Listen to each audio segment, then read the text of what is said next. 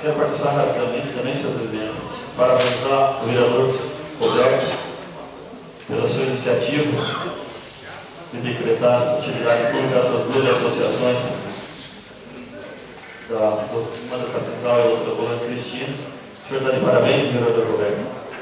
E também dizer que a gente tem trabalhado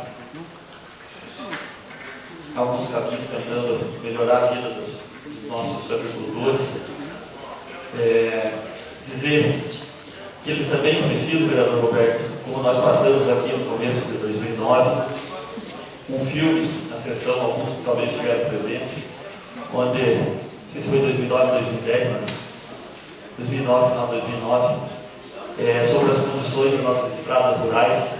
Isso é uma das coisas que mais o agricultor nosso precisa, que as estradas estejam boas para esses quadros, vocês mesmos falaram das suas safras, para vir fazer a sua feira. E, com certeza, todos eles que batem o seu carro diariamente nessas estradas nossas aí, sabem o quanto dá desgaste, o quanto quebra as suas condições. E nós passamos aqui um vídeo onde nós denunciamos a prefeitura que pagava 4 milhões de reais, senhores, 4 milhões de reais por ano para uma empresa fazer a manutenção das estradas rurais de vocês.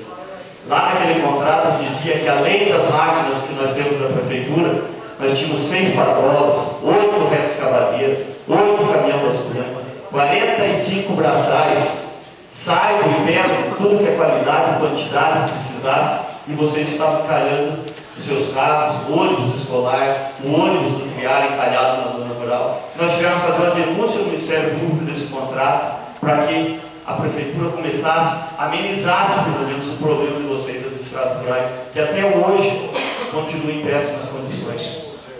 Isso o agricultor também nosso precisa. A água encanada, quero parabenizar o senhor Orlando, o senhor Arnaldo, que estão aí hoje, que são lá do Capinzal, junto com o Chiquinho, que tocam a água do Capinzal. Na administração do ex-prefeito Lisandro, foi instalada a água para todo mundo lá. Lagoa Grande, Formigueiro, Colônia Cristina. Então a gente pediu também agora para o Campo Tomás que seja instalada água para eles. E para finalizar sobre o mercado municipal, que todo mundo pontuou, essa obra foi construída na administração do prefeito Lisandro, e com o vereador Alex